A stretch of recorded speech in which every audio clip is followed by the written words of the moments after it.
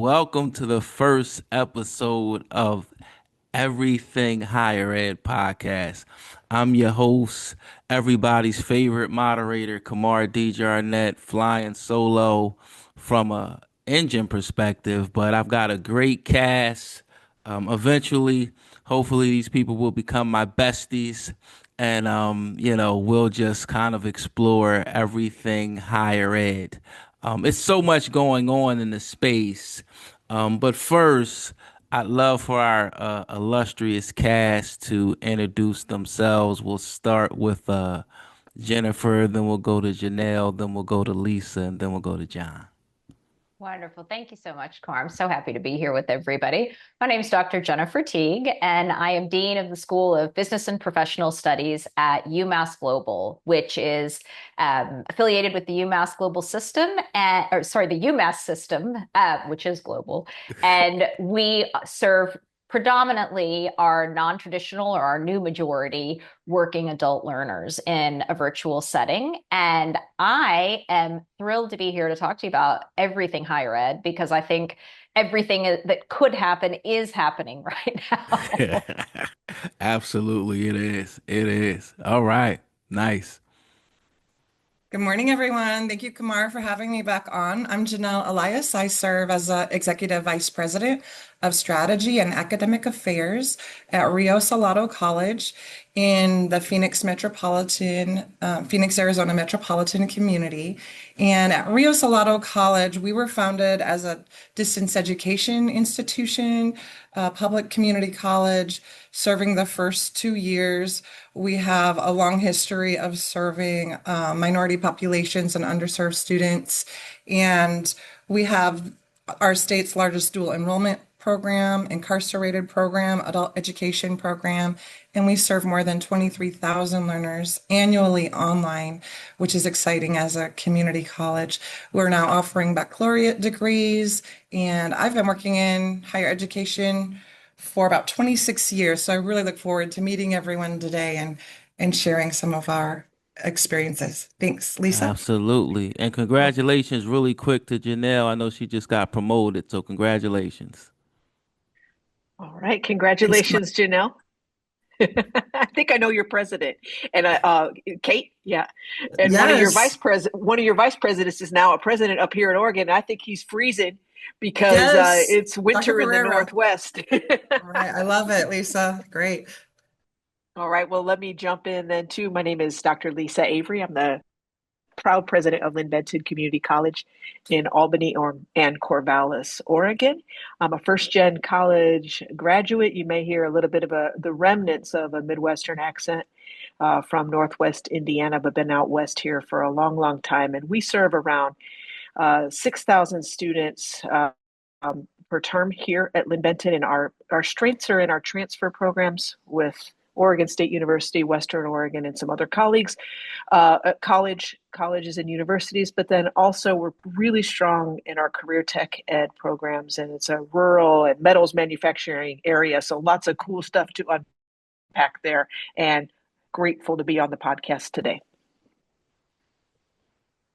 Hello, everyone. Thanks, Kamar, for having me on. It's great to Absolutely. be part of this group of colleagues talking about such an important topic, and I know we're all very passionate about. I'm John McLaughlin, Associate Dean for Enrollment Management and Student Success at New York University School of Professional Studies. We are one of NYU's 14 schools, the third largest, and we started in the 1930s during the Depression, upskilling and educating our fellow New Yorkers, was there for our veterans during the first GI Bill, and have really grown to serve students and lifelong learners, undergrad, grad, and continuing education. So as a New Yorker and a lifelong New Yorker, it's like a real pleasure to be really serving our workforce every day at NYU SPS, and excited about today's conversation. Absolutely. So I think for us on the call, or for this episode, um, higher ed is as exciting to us as politics and finance is to a huge portion of the population. So, and as Dr. Teague said, there's just so much going on. So, one of the hot topics that we've been covering a lot on the Higher Ed podcast is the enrollment cliff. Is it real? What does it mean? How do we handle it? How long will it last? Um, John, I'd love for you maybe to kind of get us started, on answering any of that or how you think about the enrollment cliff.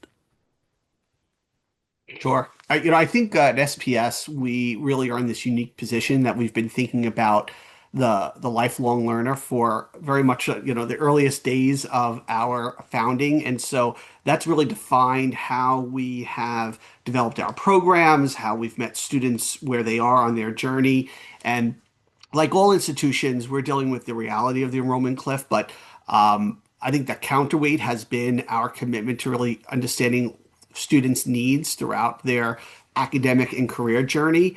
And so if you're an undergraduate student, it doesn't start and stop with the 4 years. We're thinking about what skills you will need to develop throughout your career and how we can support that, whether it's an individual course, non-credit, certificates, how that is embedded into a graduate program after you're out of graduate school. How, as an alumni, that we can continue to support you and engage our current students with you as alumni to continue that journey. And so, we are facing sort of very challenging times in higher ed, but I think some of the positive news that sort of comes out is, which is about 30 million, I think the number is now, students who have some credits but no degree, and there's an opportunity to welcome them back home to our institutions and really provide opportunities. And that has, I think, forced higher ed, I know my institution, to really think about things like prior learning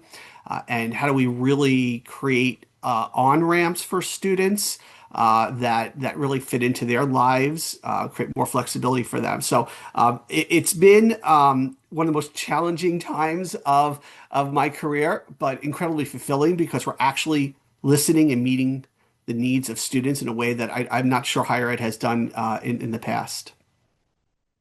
Awesome. Awesome. Anybody else? What do you think? Yeah, I'll jump on that. Sure. Definitely. John, what you just described, I heard echoes in everything that everyone shared from the introduction, the idea of meeting learners where they're at, whether it's dual credit enrollment, we're serving, 16 to 18-year-olds, whether we're serving lifelong learners who are reskilling and upskilling through certs or non-credit offerings. When I kind of distill it down to try and make sense of everything, it's about how we define success. And for so long, particularly with adult learners, we define success by completing a traditional 4-year degree or a 2-year master's degree. And if you didn't do one of those things, you were not successful. You were not successful as a student, and the institution wasn't successful because they didn't retain you. And to me, success looks a lot of different ways in today's world. It might be that you just need to learn more about this one specific skill. That looks different than needing an entire degree for legitimacy or professional credentialing. So looking at how each individual and how each institution defines success, I think is really important. And so many institutions, certainly the ones that I have experience with directly, there's always that tendency to say enrollment is the only measure of success. And one of the things that I'm really grateful for with UMass Global is, of course, we all look at enrollments. We'd be telling lies if we said we didn't. But it's not just getting folks in the door. It's how we treat them while they're with us.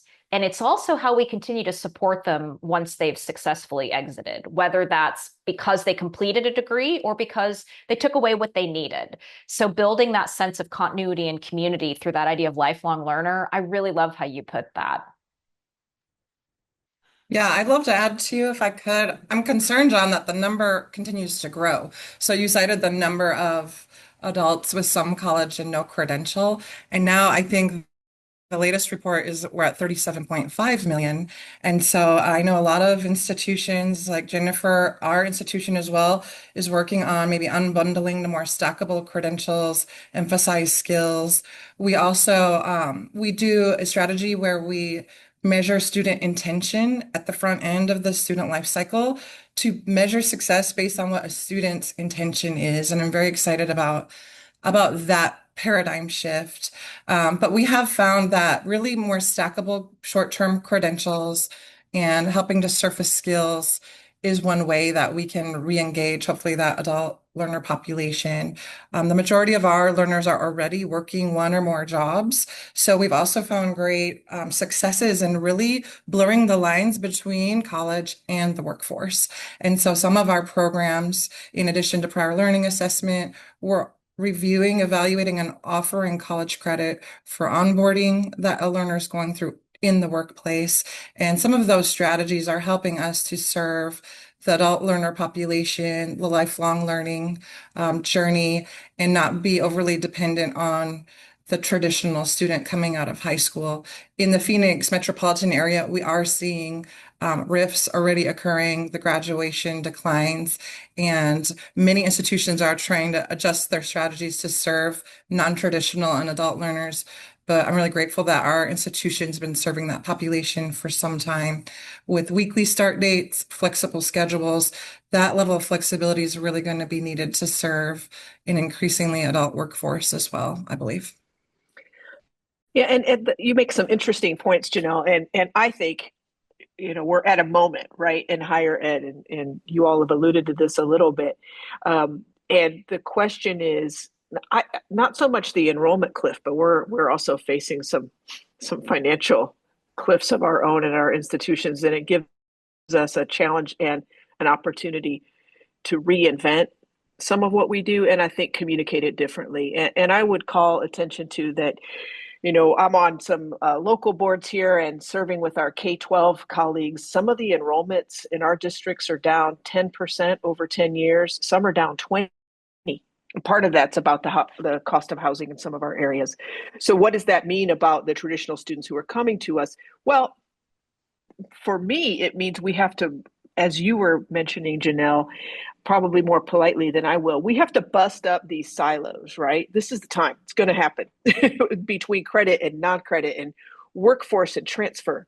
At the end of the day, it's all workforce, right? Most everybody, 99 point something percent of our students come to us, even in NYU and UMass. They come to us because they want a better job and a way to serve their community and help be able to thrive economically in their community. And so for us, I think in higher ed, the chance is at this moment, do we step up and step into that and help, I think, not only serve better and serve differently our communities, but also tell our story better because, we've gotten some bad press. And some of that is perhaps self-inflicted, but I think we do really need to tell the story better of how we serve our communities and what would happen if we weren't there. And that for us, I think, is a challenge because sometimes our communications are fractured, to put it nicely. Lisa, I think you just hit the needle on the nose that the idea of credit for prior learning, of workforce relevance, of all these of non-credit versus credit-bearing credentials, none of that's new. We've all been doing that in different ways for a really long time.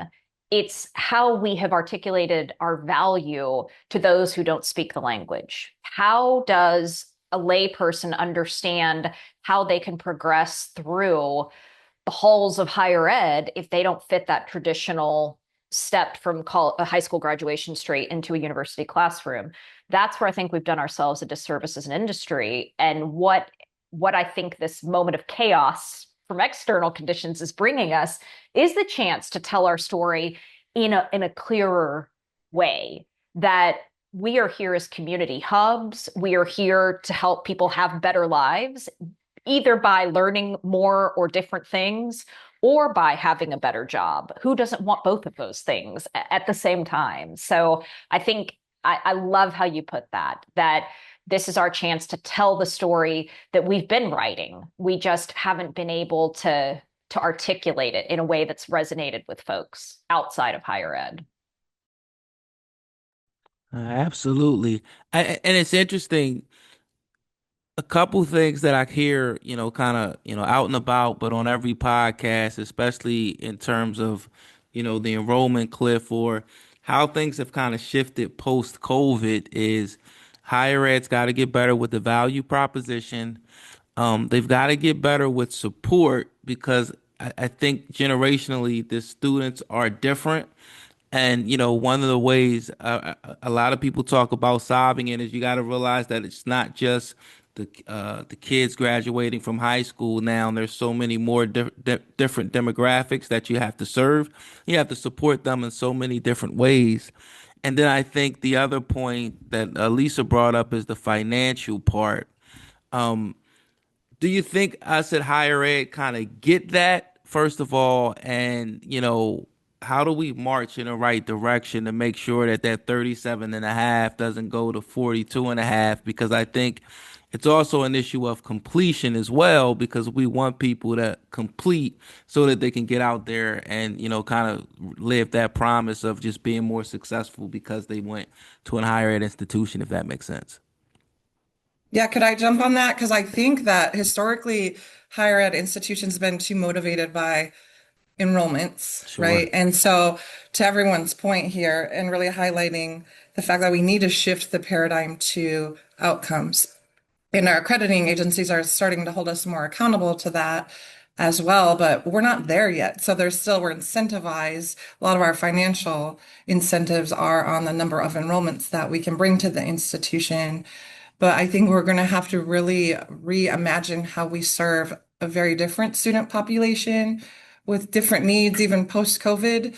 And also, the reality of the pace of technology evolving at a rate that we're really struggling to keep up with as a public community college. That's one of our biggest existential threats right now is how do we evolve even faster to serve the learners, and how do we harness some of that technology or artificial intelligence, for example. So I think one big shift is shifting focus to outcomes. What can we do to retain the students we do have? And that should have a very positive impact on helping us tell a different story in higher education as well. I think a lot about my institution where, it's we have such different student populations. I have traditional undergraduate students, I have degree completers, graduate students who are coming right out of university, and graduate students who are early professionals and those who are career changers. And so we're really driving more toward personalization, understanding where our students are, what their needs are. The one size fits all, the traditional undergraduate population, that's just not where we are anymore. And so it's really an opportunity for us to better understand our students, which means that we have to do a better job collecting the data that tell more of the story of our students, and really respond to where they need to be, where they are, and where we need to be for them.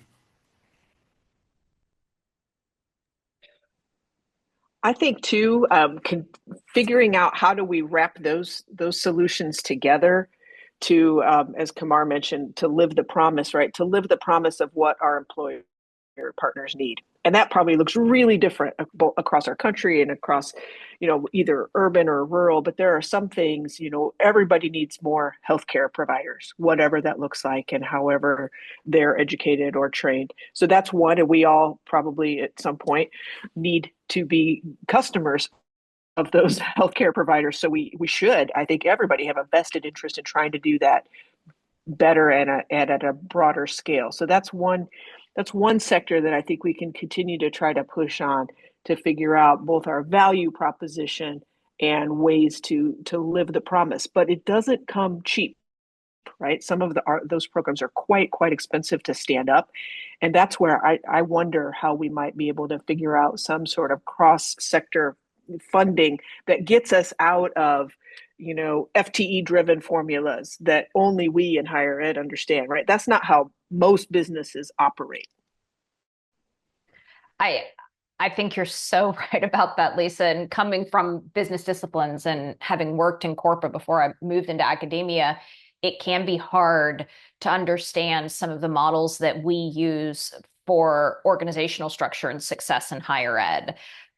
This experience, I think, that we're going through now as an industry gives us a chance to say, maybe there's something we can learn from businesses and from traditional operational efficiency and organizational structure that we haven't had in higher ed. I mean, ultimately, our institutions are businesses, and recognizing that the value proposition for all our stakeholders, including our students, comes in effectively and efficiently running those organizations. And I don't know that higher ed has been known particularly for our efficiency in the past. So I think at the organizational level, that's one piece to what you were asking about, Kamar. And the other piece, and I feel like this might be scandalous and someone's going to be mad at me for saying it, but I think about the numbers that John and Janelle were sharing about the number of students that have credit but no credential.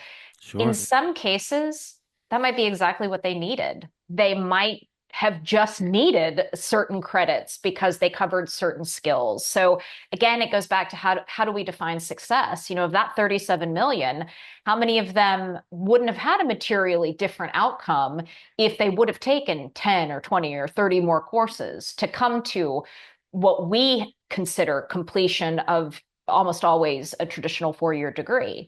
So are we using the right data to make these decisions? I think is also part of it. Or are we treating symptoms of a completely different disease? And to me, the disease is, what are we teaching? And to Janelle's point, we can't teach AI. It's happening too fast. You can't teach a tool. You couldn't even stand up a course quick enough to keep up with technology.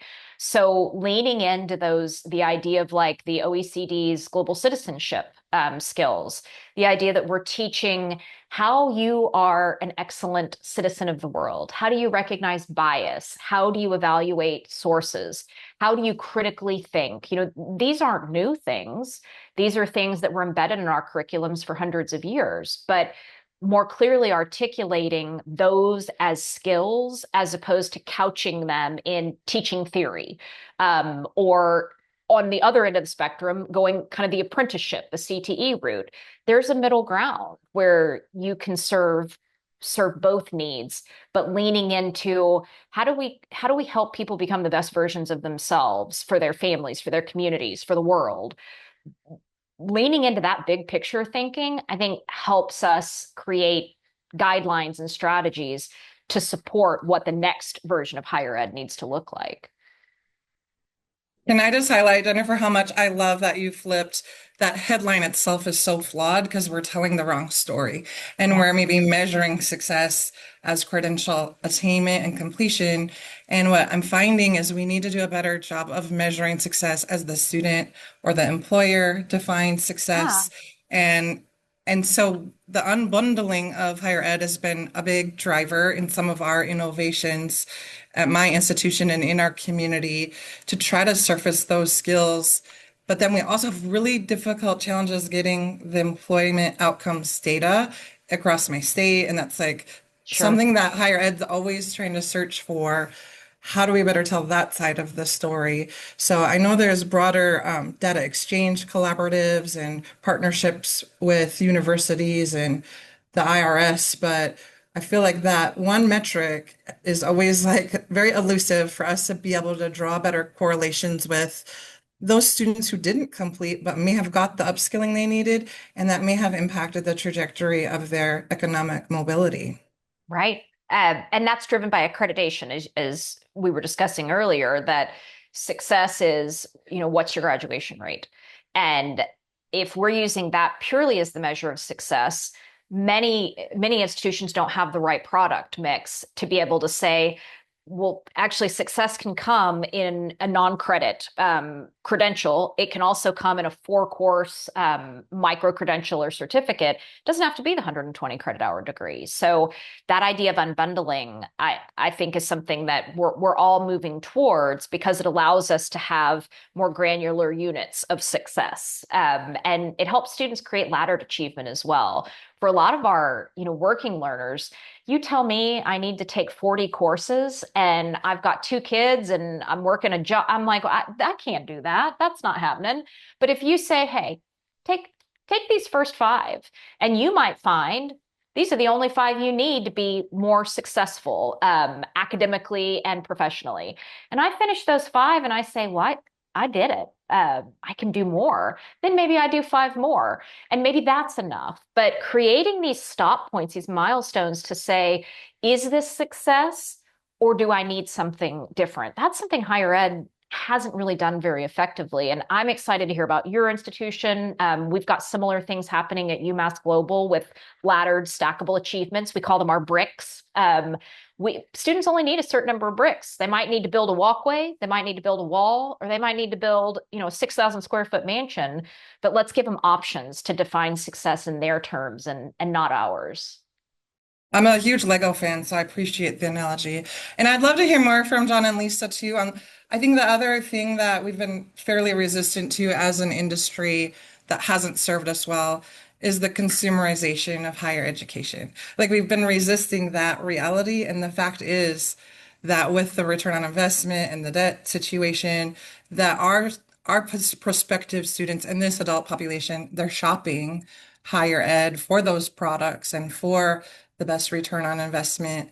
And that just really shifts, I think, the paradigm inside the institution as well, to be more consumer driven and measuring satisfaction and experience in ways that I hadn't seen in higher ed in my experience. John, are you running into that with your institution? And we feel that from what we've heard from students, what we're seeing from sort of landscape is that we really are focused on what we call the real world, embedded in each of our curriculum. In our curriculum, in every course, is where sort of theory meets practice. So we bring an industry leader into the classroom with a real world scenario problem, something that our students work on and solve with that person. I mean, even in our first year experience class, we brought in someone from the NBA a couple of weeks ago to work on a mascot that they were developing for a team. But in our graduate classes, especially, most of the real world work ends up leading to capstone projects and internship opportunities and even employment opportunities. So we've really focused on the industry embedded coursework. And that is a common thread that allows us to carry through a number of different experiences. Like we define even global experiences at our School of Professional Studies in a different way than other parts of NYU, where someone may define a student going to a study abroad program as a global experience. We've created both career and global field intensives, these 1 week courses where students travel with faculty and they're visiting employer sites, companies, and industries overseas. So again, it's that sort of that common thread throughout our curriculum. And whether it's a traditional undergrad, a degree completer, or graduate student, that's sort of something that they all are responding to. That's why they're interested in us, and that's how we've been able to be competitive, in this market. So and we're hearing more of it, right? The parents want it, students want it. That's the return on investment. We're still a liberal arts institution. We're still teaching those necessary skills, but it's within the context of career support, career resources, and really industry-driven skills.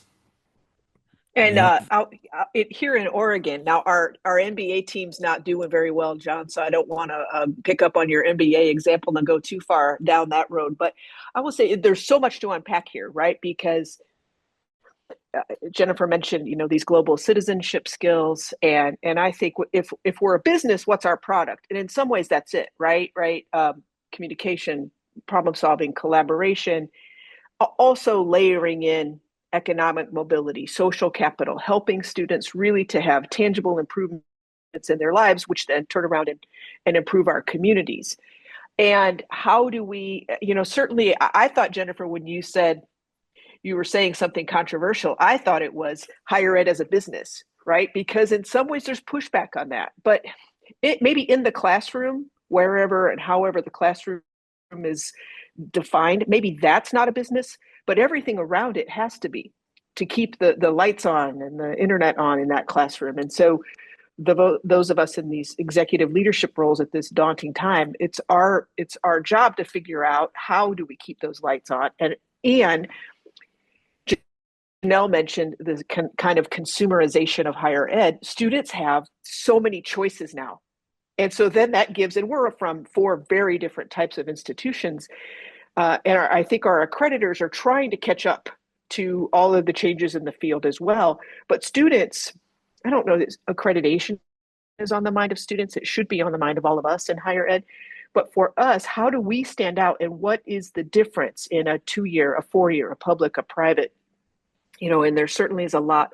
We face increasing, I think, competition as well from the for-profit sector. So in all of that, it's a challenge and, again, an opportunity for institutions to figure out, like, what is their unique thing that they offer, and what is our, I guess, competitive advantage. And I think in a lot of ways, especially for the publics, but also for some of the privates, it's the notion of what we do to help communities thrive. And that again comes back to how we have to tell our story better. Lisa, that's so good. Because I think in the past, because before we had sort of digital transformation and globalization, and we were operating in more insular communities because we just didn't have the ability to be as connected. People very often went to the university that was closest to them, or that their parents went to, or they didn't go at all because they didn't know about the options. I think what's so interesting now is we don't have to be all things to all people. Each one of our institutions serves a unique population and a global population at the same time. So can we be all things to all people? I would argue no, it's not possible. So what can we be the very best at? The idea of, it's not a zero-sum game. We don't have to offer all the things or none of the things. So I'm listening to what John's saying, and I'm thinking, that's amazing, and I want to go on these trips.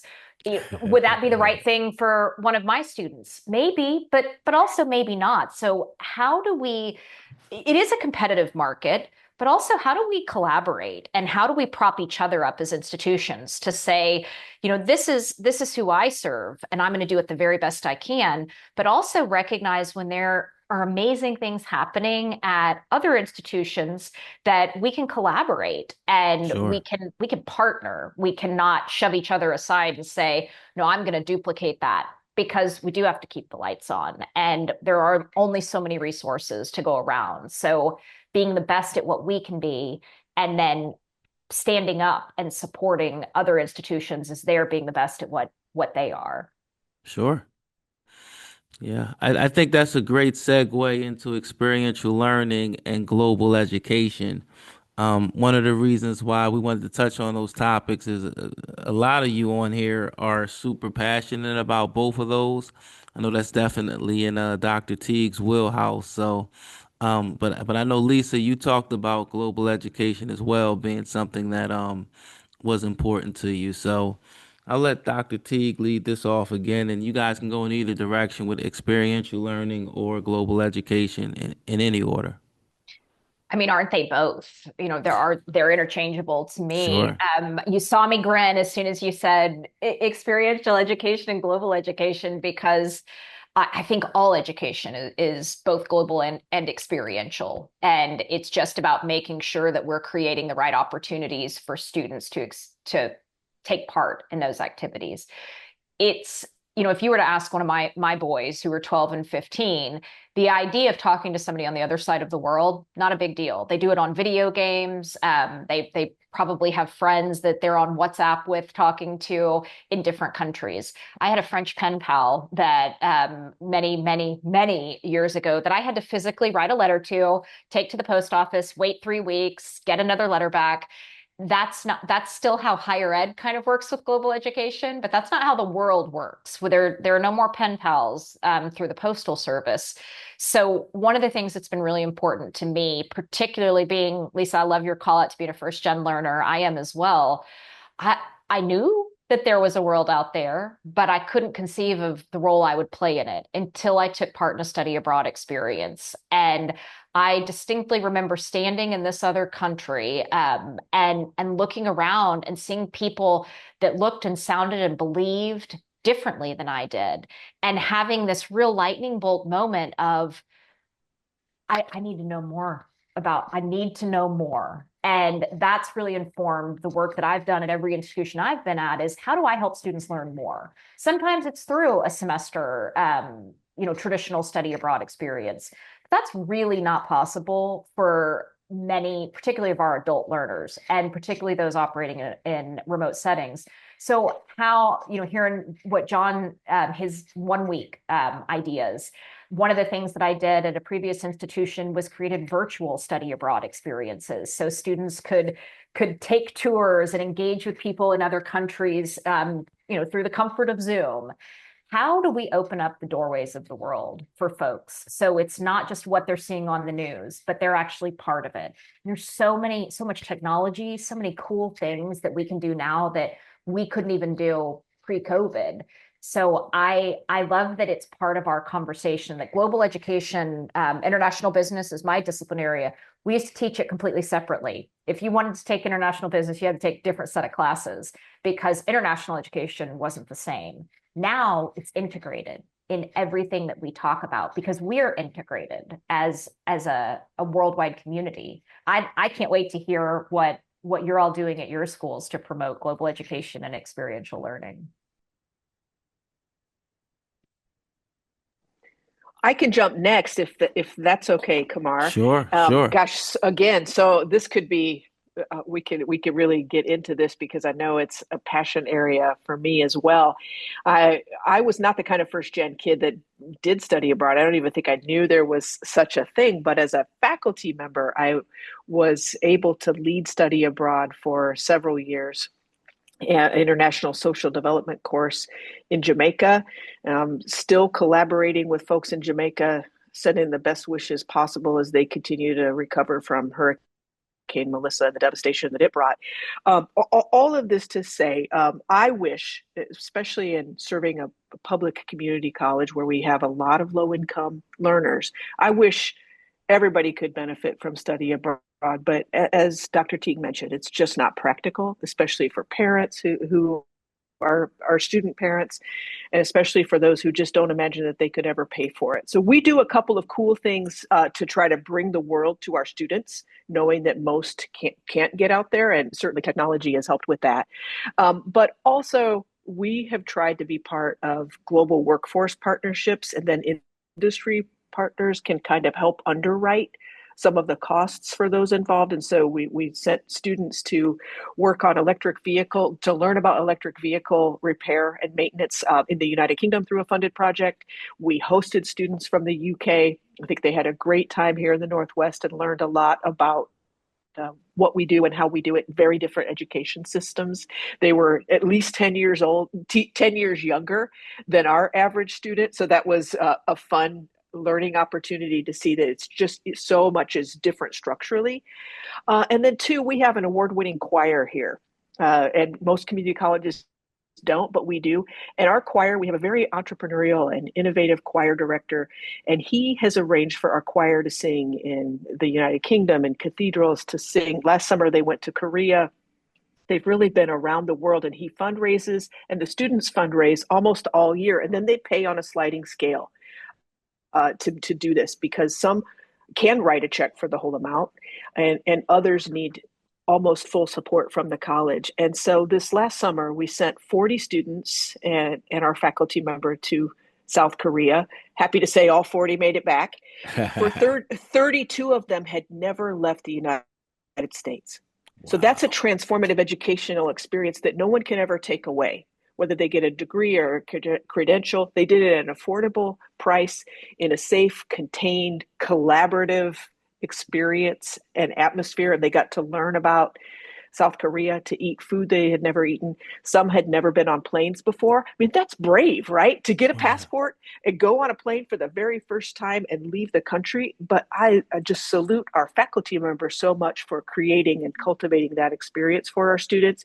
It's not super scalable, but 40 for us is a pretty good sized group. And we are so proud to have them represent us and musical performances around the world. We just have to figure out kind of how to bottle that energy and scale it in other programs.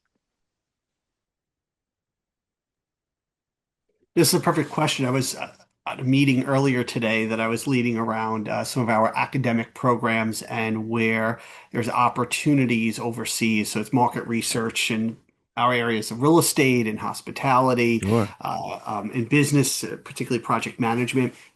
and having the conversation with some of my academic colleagues about um, where there's market opportunities in these countries to not only position our degrees, but also to develop academic affiliations and industry partnerships. To my earlier point around these global field intensives and opportunities for students to be able to have exposure to industries, we're about 52% international in our enrollment, and so we're very focused on the career pathways for our students, particularly those who want to return back home. And so we spend a lot of time building relationships overseas. And this approach of seeing how our degrees match to the sort of the infrastructure and the industry needs of a region are really important. Previously, I was working in an area of medical school and public health, and after the pandemic, there was significant investment across the Middle East in public health.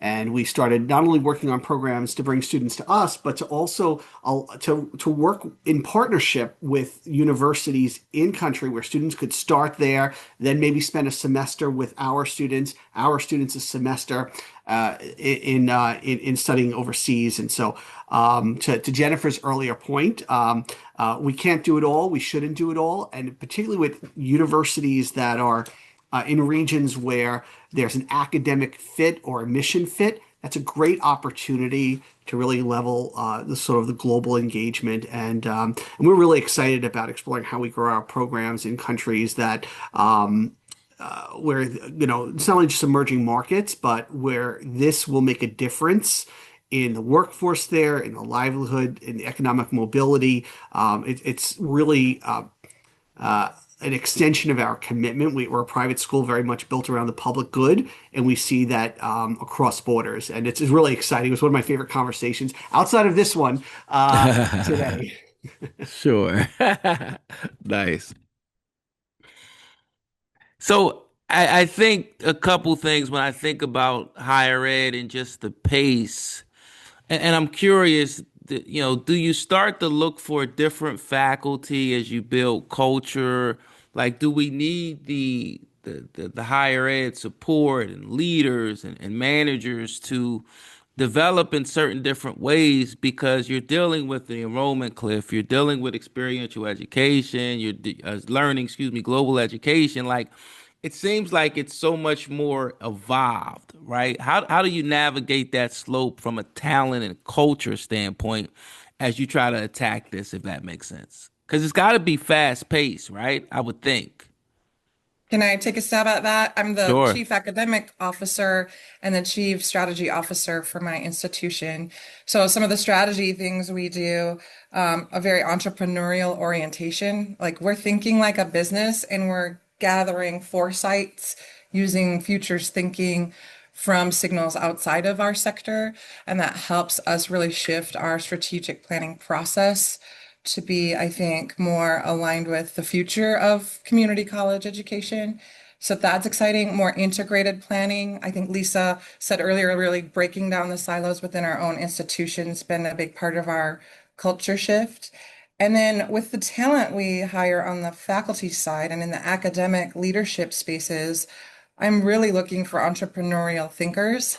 And Sure. we practice design thinking to make sure that when we're working on projects and solutions, it's actually designed around the student or the employer. And we often try to co-create our solutions with our external partners as much as possible, which is, I'm really proud of the progress we're making with just approaching our work through a design thinking lens, allows us to prevent some of the analysis paralysis that's very problematic in more traditional higher ed settings where we want to get the plan perfect before we take a step. Now we're starting to institutionalize a culture of, minimally viable product. Like first Okay. iteration, we know it's more important to be agile and act quickly and learn from the action. So that's helping us to be more responsive, I believe, to the changes in our local and global environment as well. I love that business term MVP. Well, and I love that Janelle mentioned agile because I think we need our institutions, certainly we have to be very nimble right now. And that's, I think, what we're also seeking in employees, right? Whether it's classroom faculty or student support folks and managers and administrators, we're trying to find and make sure that we promote and retain innovators who are systems thinkers and who can function across, whether you call it micro, macro, meso, but just working at a number of levels, all in a change oriented, change driven field. And yes, there's so much change happening so quickly. We can't always develop a course for it. But what we don't need is a 10-year committee on it, to come back to the analysis paralysis Right. reference, right? We got to find folks who can help us help our students quickly and be able to get the skills that they need to survive and thrive in this economy. Lisa, that's where I think going back to the idea of a university as a business, that's where structurally we're not created for this current environment. If nothing else, our product, if we saw our product as our programs, we are creating that product usually sometimes 3 to 5 years before we even launch it. Let's say best case 1 to 2. And then somebody starts, and it may be 4 to 6 years before they complete. So they are completing under a traditional model of skills and content that were put together half a decade before they're actually going into the workforce. And considering I'm getting updates for every AI tool I use every day, that model doesn't work for us anymore. So it is agility, and it fights against the culture of higher ed. I think there's a tension with what we were and the type of people that we need to bring into leadership and faculty roles who recognize we need to preserve governance. We need to preserve academic freedom. How do we do that within the confines of a rapidly changing environment? And when you talk about hiring, Kamar, one of the best things one of my previous institutions did for all faculty and staff was put us through shared change management training so that we were all using the same language with the same understanding of what things like communication rollouts look like, Sure. or what it looks like to recognize trauma that's associated with change and not try to pretend that it's not there. So that shared language and approach was phenomenal in transforming us to be change thinkers. So we were participating in the process as opposed to having the process thrust upon us. And I've taken those lessons through all the organizations that I've been with, in that we have to leave space for people to react to change, but we also need to create a sense of urgency at the same time. That change isn't for when that committee is done and has issued their white paper. Change is happening now. So how do we help people feel confident in the change and feel part of it, while also recognizing that that's the direction that we have to go? So change management, I would say, is one of those skill sets that I think institutionally we can help train and reinforce culturally. Absolutely. When you talk about, I think this is Dr. Teague and Lisa both kind of touched on, higher ed maybe not built for kind of the pace and the acceleration of change that we're into, and it's even going to get faster as we continue to move forward. They say the singularity is near. I would still be remiss if I didn't talk about or bring up AI in administration and education, right? I think the question is, and we did a podcast a few months, I think it was back in September. And if you guys are familiar with CQ, it was kind of that whole committee, and they had AI task force, and they were kind of helping people in higher ed adjust and, really educating them. And I asked that group, I said, well, where is higher ed in regard to AI? And I said, are they first inning, second inning, third inning, ninth inning? And unanimously, they said higher ed hasn't left the locker room. I'm curious of, do you guys agree with that, and kind of how do you see it? That's a bit harsh. um, Well, it was back in September, so maybe it's Yeah, changed lots now. lots has changed since then. I think the initial reaction to, I mean, first off, AI is not new, right? Even though it might be more mainstream now, it has Sure, been prevalent for years and years, and it's actually been part of higher ed. We don't even acknowledge things like Grammarly or even spell check and grammar check. sure, Those operate off basic AI functions. So it's not that it's new to us. The initial reaction was, how are students going to use this to their detriment? And that sure, to me was the wrong first question. The first question should have been oriented towards, how are we going to use this to create more effective learning experiences? I think I think we're closer to that question now than we are to the detriment question in some ways. And it's also given us an opportunity to think about how we design and assess learning.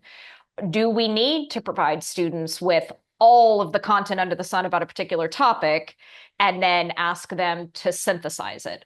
Or is that synthesis occurring somewhere else and we're asking students to evaluate the outputs?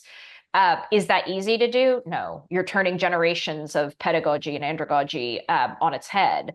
But I feel like those are the conversations I'm having in my institution and with colleagues in other institutions. Is we've gotten over the trauma of what if they use the calculator on the math test, and now we're saying, how do we integrate it into operations? How do I use it as an administrator? How does my faculty use it? And how students are already using it, whether we want them to or not. So how do we lean into that and help them use it in the right, best, highest ways? I think that absolutely. we see a lot of adoption of AI operationally. Marketing is using it, strategic enrollment management, lifecycle management, case management, predictive analytics. We're using it to help us personalize our online student experience. Um, Dealing with AI and its impact on the online teaching and learning in the classroom has been a challenge as we grapple with what does that mean for the role of the faculty member. I think it presents, to Jennifer's point, a great opportunity to utilize AI to create efficiencies for instructional design and assessment. But another challenge we're running into as a community college is it's largely prohibited in many of our K-12 sectors right now. So the mindset is still to prohibit the use of AI for instruction, and trying to bridge that disconnect has been something we continue to work through with experimentation, with faculty development, and I think it's going to take just some time with action research. So we hope to have some more broader adoption of AI in our online teaching and learning experience within a semester or two. So maybe that narrative can shift publicly. Sure, sure. Yeah, as was mentioned, it's been part of, especially on the operational side of enrollment management and student success, so much really embedded in the work that we're doing, where we have seen a need to really pivot and fairly quickly is around the student search process, and where more students are actually using AI for asking questions about higher education, what institutions they match at, and that's a whole content strategy now that we're engaged in, looking at where we have more of a presence. I mean, YouTube and Reddit are really tied very closely to AI search. And so it's really forced us to rethink some of our enrollment marketing strategy in a way that I think just, a year and a half ago, even we weren't having these conversations. Recently, actually, it was Monday. I can't believe it's just Monday. I sat in on a management and technology class, and their end of year project was to share um, agentic AI solutions for admissions recruitment. And I heard 7 projects, and at the end of the presentation, I was able to sort of rank, and we're going to look to sponsor 2 of them for capstone projects and try to actually put one into production in the upcoming year. And so it's really exciting that our students are thinking about this even more than we are in many ways, and coming up with solutions that really meet where they are and where their needs are. So we're hearing from our students, we're listening to them, really excited about some of the ideas they're bringing to us. And it's interesting that you mentioned some of the kind of the back of the house admissions. I think to me in higher ed, in terms of our business practices, here we are, business again, but we may be able to create some efficiencies and even save $1 or $2 around things like, transcript eval, credit for prior learning. I mean, there are a lot of students who we have not done much service to do that effectively and well and get them on their way to a degree, a credential, or certificate. So that, I think there's potential there. I'm just so glad kind of to wrap this piece that we've moved on from where Jennifer said we started, right? It's not just about cheating and academic honesty. It's much more a discussion of how can students use AI tools, because it's here, it's evolving, it's been here. How can they use these tools to succeed in the workplace?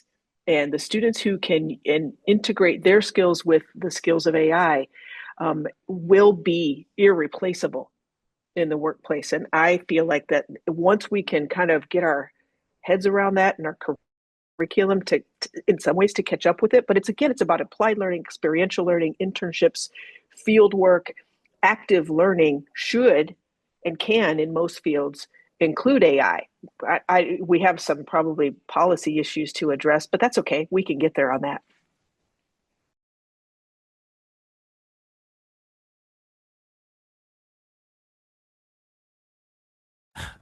Got it. Listen, I can't think of a better place to end it than right there. I really appreciate you guys. First episode of the Everything Higher Ed podcast. You guys were phenomenal. Once again, always give you opportunity. If you're working on a novel, you want to share your LinkedIn, Instagram, Facebook, now's your chance to do it with the audience. Well, now Anyone? I'm imagining John doing some advertising for on TikTok for NYU School of Professional Studies with his new strategy. No novel Nice. for me. I'm on LinkedIn, just easy to find as Lisa Avery from Linn-Benton Community College. And it's been a pleasure talking with Absolutely. y'all. Absolutely. Oh, now Yeah, you're same on here. mute. LinkedIn, please connect with me. Easy to find and always happy to have a conversation. Nice. Thanks again for this. All right. Likewise, I just want to thank everyone for a really exciting conversation. I'm going to connect with each of you on LinkedIn. I'm available on LinkedIn as well, and hope to continue to partner. To Jennifer's point, there's so much that we can do together. So I look forward to maybe opportunities to partner in the future. Thanks, Kamar. Absolutely. You Absolutely. can find me on LinkedIn as well. Easy to find, connected with UMass Global. And Kamar, thank you for bringing all these incredibly clever people together to talk about things that matter, not just to our industry, but to the whole world. I appreciate you making space for us. Absolutely. It's my pleasure.